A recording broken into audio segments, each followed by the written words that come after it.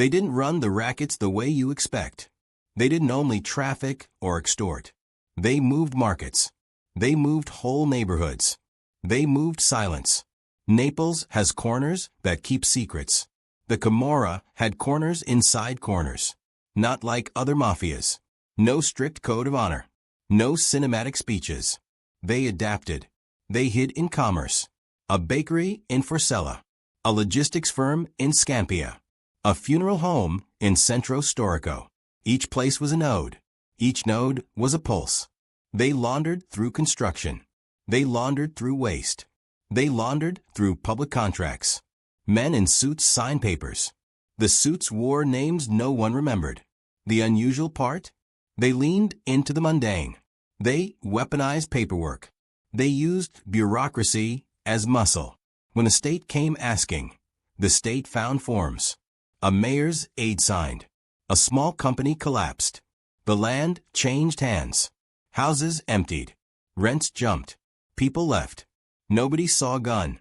Nobody saw a van with a siren. You only felt the quiet after, more frightening than sirens. This is where the story begins. With quiet. With folders. With a woman named Livia who counted invoices in a room with a view of Vesuvius. She would see the first inconsistency. Her ledger didn't add up. Profit where none should be. Payments to a trust that didn't exist. Names that repeated like a code. She called it a mistake. She was told to ignore it. She didn't. That choice pulled a thread. The thread tugged at a net that shimmered like heat above a city. Livia worked late. Papers, then cigarette ash, then formulas. She liked numbers. Numbers were honest. People were not. The ledger had a line. Consorzio Mare, a consortium commonly used in coastal contracts. There was a payment, 1.2 million euros. Purpose, port maintenance. The port had been untouched for years. No maintenance was done. Yet the money was gone. She traced the beneficiary. A shell company registered in a semi-abandoned office on Via Toledo. A P.O. box. A name, Antonio Il Pescatore Romano. Antonio had a small fishing boat on paper. On paper only. On paper, he sold fish to restaurants. In real life, he had a cigarette-scarred knuckle and a reputation for getting things to disappear. Why would fishermen get port maintenance contracts? Why would a grieving widow receive 2,000 euros from the same trust that paid Consorzio Mare? The numbers didn't fit. Livia printed everything. She tucked documents into a manila envelope. She left the office with 2 receipts in her purse and a sense like being watched. She was. A courier followed the next day. Not a thug. A courier with a municipal badge. He asked questions about delivery routes. He left a business card that matched the shell company. Livia burned the card. She couldn't forget the name. She went to an old colleague in the anti-corruption office. His voice was tired. "Be careful," he said. "These threads lead to storms." She thought storms were physical. She would learn storms are networks. They called him Il Pescatore because it fit. In small ports, nicknames tell the truth more than IDs. Antonio's boat was a rumor. Ferries passed it at dawn. It was a dark shape that never docked. Cameras showed static where it should be. One night, a fisherman saw lights vanish at sea. The radio went silent. Men with coastal patrol jackets later told reporters it was a malfunction. The fisherman was found later. His boat turned over. No hull breach. No collision. They never officially connected him to Consorzio Mare. But fishermen spoke softly. The Camorra had been using the harbor to move things that couldn't be tracked. Which things? Cars, crates, people. The idea of moving whole realities across water with no trace felt impossible, until a truck with municipal plates left a public depot at midnight. It vanished into fog. Surveillance footage stopped. Not broken. Cleanly cut. As if someone had rewound the tape and taken the final reel. Livia watched the footage on a grainy laptop in a cafe. She felt like she had stepped into the wrong film. A film where the director edited evidence out of existence. She needed more proof. She needed witnesses. Maria lived above a closed tailor shop. Her husband had died in a collapse at a construction site 3 years earlier. The family got a payout, small. Enough for the funeral. Recently, she received a bank transfer, 2,000 euros. No explanation. A note for quietness. She didn't like the note. Quietness is a word people use when they want to buy silence. She went to the church. She left the envelope with a priest, who said, "Do not touch the water until you know its depth." Someone followed Maria home from Mass. A white car with tinted windows. They watched her. She had nothing to hide. She hid anyway. She spoke to Livia. She handed her a photocopy of the bank slip. Livia noticed the routing number matched an account used by Consorzio Mare. They compared notes. The list grew. A bar owner, a school janitor, a bus driver. Small transfers. Motives unknown. Patterns clear. This wasn't classic extortion. This was management. If you pay, the city leaves you alone. If you don't, the permits fail. The building collapses. The water floods. The Camorra didn't always break legs. Sometimes they broke rules. Livia set up a sting. She met a low-level intermediary at a bakery. He called himself Pietro. He had flour on his hands and a ledger in his backpack. They spoke in whispers. He offered a method, a wire transfer coded through multiple accounts, then a small return. He said the Camorra liked to make favors look ordinary. He slid his phone across the table. A number fizzed with messages. Names, payments, times. A list of properties. A map of favors. Pietro's hands trembled. He gave too much. He wanted out. That night, he disappeared. His bread never rose again. The oven went cold. Pietro's last message to Livia read, "If you pull the thread, they will mend the net on you." She did not stop. The mayor's office had a file labeled Urban Renewal, Confidential. Inside, minutes, contracts, signatures. A ribbon tied it, old-fashioned, deliberate. A notary had signed off on land transfers at 3 a.m. A judge had issued a permit stamped with a flag he'd never flown. The paperwork bent law like a river bends reeds. One page listed a new cemetery expansion. The name on the contractor line matched Consorzio Mare. Why a cemetery? The question was cold. Why would the Camorra want a cemetery expansion? Was it logistics? Money? A place to bury old debts? Livia found a mention of a subterranean chamber. The architect's note said, "Utility vaults." Utility vaults. A place for pipes. A place for cables. A place for secrets. A teenager named Salvo made graffiti on a wall that shouldn't be painted. He liked the way paint covered stone. He liked the way everything looked new. Salvo's tag was half erased by morning. He had seen trucks at night carrying crates with no labels. He had seen men with municipal badges arguing with men wearing plain black jackets. He kept a phone full of photos. One image had a plate number.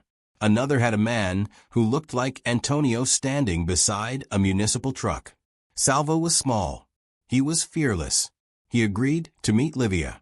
He wanted to get his picture, his tag, into a gallery. Livia wanted witnesses.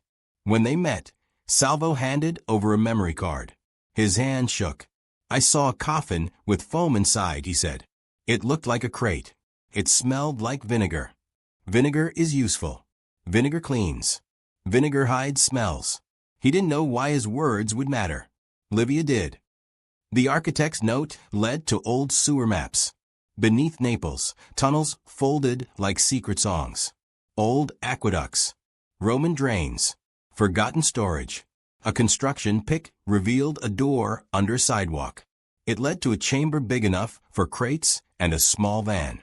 Concrete smell. A damp draft. A set of tire marks. Inside, crates made no sense. Materials for shipping, bars welded shut, foam, tarps, nothing labeled. Someone had tried to clean the concrete. Fresh marks. A cigarette butt.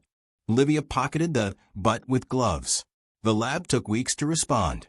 Meanwhile, the city decided to resurface the whole street. An emergency order. Money allocated in under 48 hours.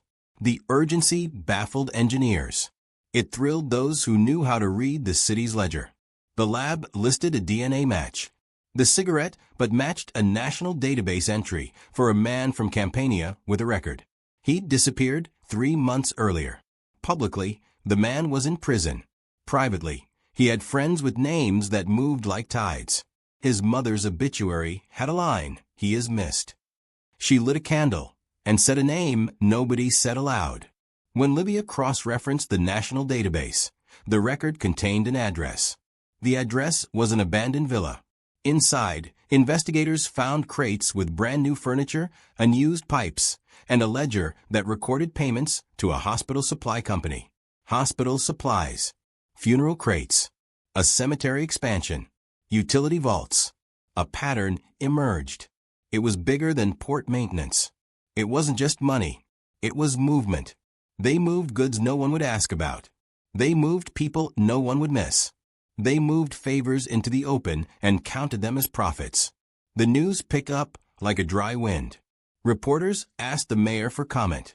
The mayor smiled and said nothing. His staff called it administrative reorganization. Everything we thought we knew about them changed. The Camorra had a partner that no one expected, the private sector. Not collusion in the backroom. Not simple bribery. Sophisticated legal cooperation. A multinational waste management firm won contract after contract. A shell company owned by offshore trusts ran transport. Banks streamlined transfers with compliance flags ignored. Insurance companies paid out on fake claims. Real estate firms sold properties with false assessments. This was corporate complicity, professionalized corruption. But the real twist? The Camorra made a business model out of the state's own blind spots. They exploited incentives. They rewrote risk. If you looked for muscle, you found lawyers. If you looked for violence, you found memos. The weapon was paperwork, and the wound was the city. Livia realized the net shimmered because it reflected what people wanted to see: normality. They needed a scapegoat. Always a scapegoat. The ledger had names like lice moving across paper. Some real, some planted. A low-ranking municipal engineer, Paolo, was arrested. His fingerprints were on permit stamps. He had a gambling debt. He looked like a man who would take a bribe. The cameras showed him signing at odd hours. He confessed under pressure. The prosecutors presented him as the linchpin. The public wanted someone to blame. Livia knew Paolo was a piece, not the machine. But the machine needed a hinge. Paolo swung on that hinge and shattered. After Paolo's arrest, a construction collapse happened. 2 workers died. The public outcry hissed like boiling oil. The mayor promised reforms. Reforms were paperwork. New forms. New stamps. The ledger adapted. A meeting happened in a restaurant with no complaints. Men in suits tasted olives. They spoke in safe phrases. Urban renewal, logistics, community investment. One man, not Camorra by birth, leaned forward. He had a title and a clean tie. He spoke about risk mitigation and reputational management. He had a contract with the city. Livia had a recorder in her bag. She recorded the clink of glasses. She recorded a name, an executive who had signed off on multiple suspicious invoices. She sent the clip to a journalist, who posted it at 2 a.m. The clip blew up. Comments poured in.